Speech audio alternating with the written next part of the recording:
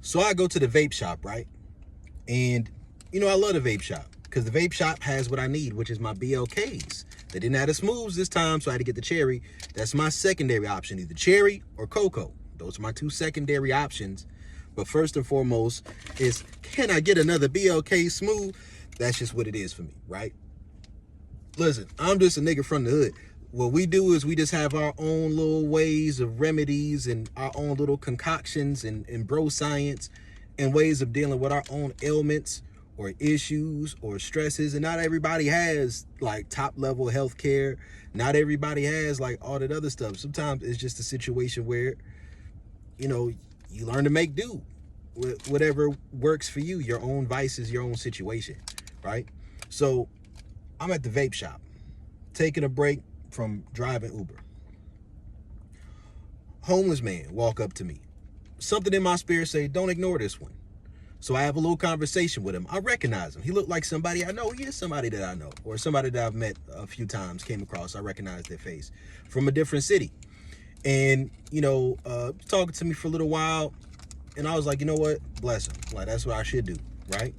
Not even something like, I do stuff like that, but I don't talk about stuff like that. I'd rather talk about like the bad stuff, right? That's kind of like more entertaining and stuff for people. All y'all care about is negativity most of the time. Most of the time. Not all the time, but most of the time. So, man, I'm going and I'm having a conversation with him, and I go inside. He just wants a little point for a little 0.5, little pre-roll. And he tells me he's homeless, he's out on the street, but he doesn't do the hard drugs. All he does is go to the vape shop, get him a little bit of weed. I've had people that I've known in my life that may have had different injuries or illnesses, black men who that's what they did when they were sick or they were hurt or they were injured, whatever what was going on that was an ailment to them, they just went, got what they needed to take care of themselves, right? And that was better for their pain than these hard, heavy level like narcotics that are given by the doctor's office, right? And I know people who, to be honest with you, would probably have a lot of symptoms characteristic of ASPD, because when you in the hood, it's oftentimes a high stress environment where you have to learn how to be kind of dog eat dog, or at least to, be acclimated towards it. And some people will smoke weed to de-stress, and that's what works for them, like how they deal with different traits and characteristics. And it's fucked up what they're doing with this new bill, right? I'm gonna just put it as plainly as I can to you.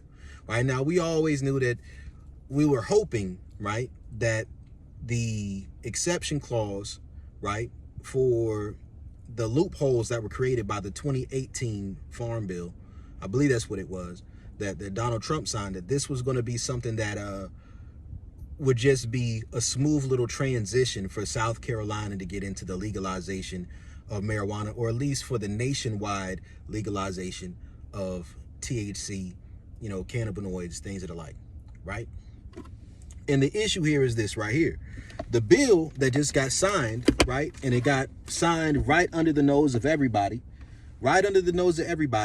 It got signed, and it was a bill to get rid of all of the loophole products that come along with THC, cannabinoids, the Delta 9, Delta 8, derivatives, all those different things. And the issue with it is like, there's an opioid crisis. There's a fentanyl crisis, right? I'm not somebody who's really anti-drug. I'm really not. People have their own vices. People do what they do. They do what they do. But the selling of fentanyl is crazy. And I was having a conversation with that homeless man, and he was telling me how he doesn't go buy it off the street. He doesn't go to certain places to buy what he buys. He just goes to the vape shop, gets him a little pre-roll. He smokes that, and then he's good. And he uses that for pain because he's had like a hernia, and he's had certain things that he's dealt with, that he's homeless. He don't have the money to go get all this other stuff. But when he smokes his weed, this deals with his pain. And having that conversation with him and understanding that in the next 3 months, a lot of this shit's going to get shut down depending on, how high scale it is or how much the police actually goes somewhere. Maybe if you're going somewhere that is ran by certain Arab places or maybe certain Indian places, they might keep it a little bit longer, be left alone, like a lot of stuff they do that goes under the radar, right? But at the same time, it's like, you got a year left.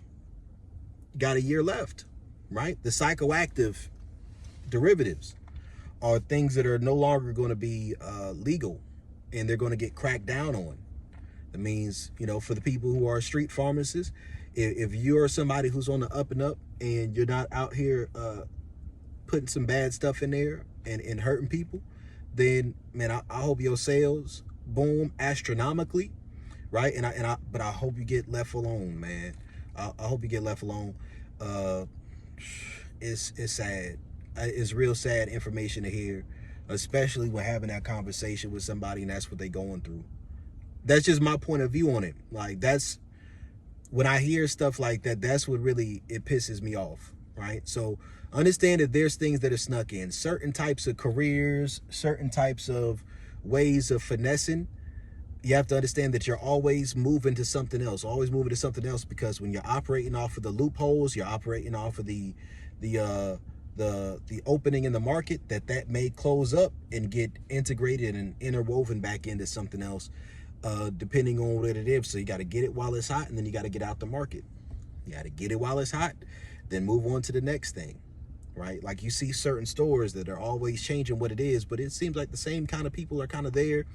You know, seasonal stores, seasonal shops, things that are like. I know somebody up in Colombia who's had a vape shop, smoke shop that's been open for like almost 20 years. And I'm like, I didn't even know they had those that long, right? But, you know, you change what's in there, what's allowed based off of the rules, all this other stuff.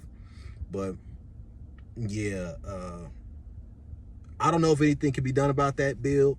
If there's something that can be done about it, but it's a problem, right? It's Coach Brody. I'm out.